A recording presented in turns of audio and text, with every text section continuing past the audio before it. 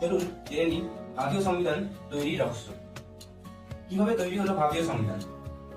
আজকের এই ভিডিওর মাধ্যমে আমরা জানব ভারতীয় সংবিধান কিভাবে তৈরি হলো, তার ইতিহাস। ভারতীয় সংবিধান আমাদের প্রাত্যহিক জীবনে কি গুরুত্ব, কি কাজে লাগে আমাদের প্রাত্যহিক জীবনে ভারতীয় সংবিধান, এবং ভারতীয় সংবিধান না থাকলে আমাদের জীবনে কি বা পরিবর্তন হতো। চলুন জেনে নিই। ভারতীয় সংবিধান জানার আগে আমাদের জানতে হবে সংবিধান সভা।